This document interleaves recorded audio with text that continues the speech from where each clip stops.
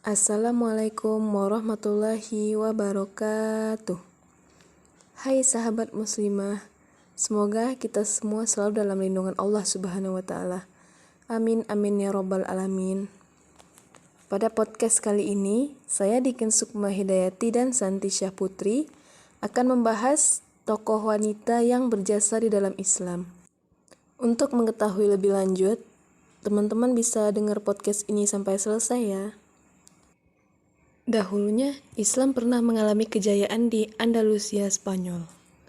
Pada saat itulah, Islam banyak melahirkan tokoh-tokoh cendekiawan muslim, baik laki-laki maupun perempuan. Salah satu tokoh perempuan tersebut bernama Lubna. Beliau merupakan pejuang dari Cordoba yang dimuliakan karena buku dan bakat-bakatnya. Sebuah sumber mengatakan, Lubna awalnya lahir sebagai seorang budak perempuan Spanyol. Namun melihat bakatnya yang istimewa, Khalifah Abdurrahman pun membebaskannya. Setelah merdeka, karir Lubna pun melejit dengan cepat.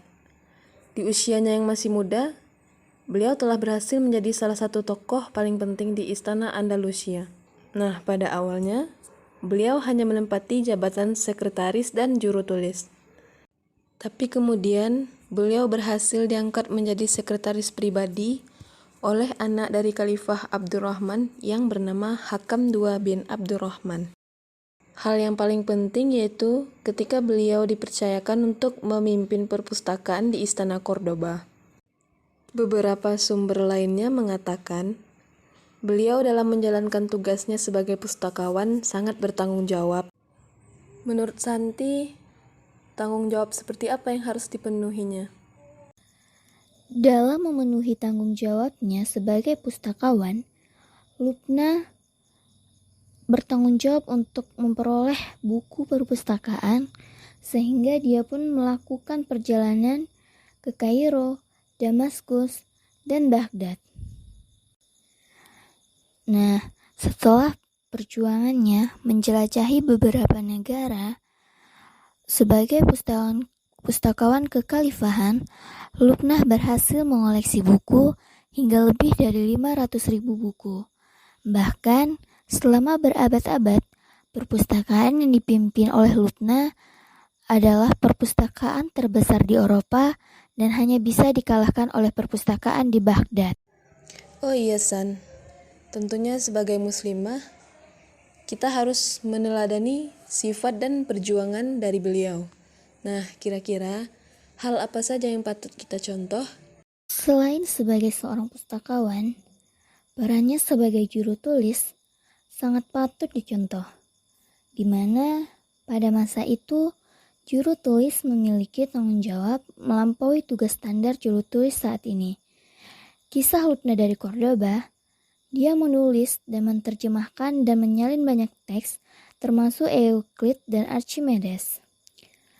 Memahami teks dan menerjemahkannya sendiri bukanlah perkara mudah.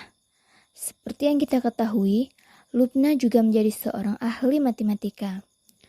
Bahkan, ia menjadi seorang matematikawan besar pada masanya.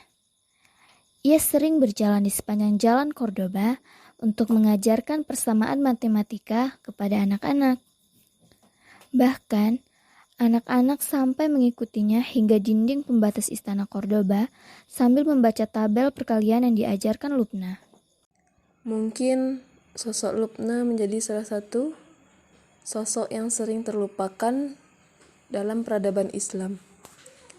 Maka setelah teman-teman mendengarkan podcast ini, teman-teman bisa termotivasi dan meneladani sifat-sifat yang dimiliki oleh Lubna. Sebagai seorang mahasiswa, kita bisa meneladani perjuangan beliau dengan cara rajin membaca buku.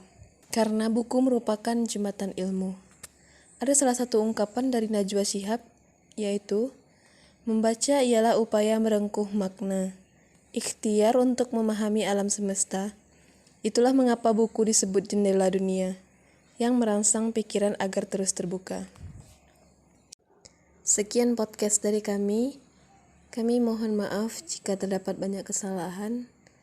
Semoga kita bisa meneladani sifat dan perjuangan dari Lubna.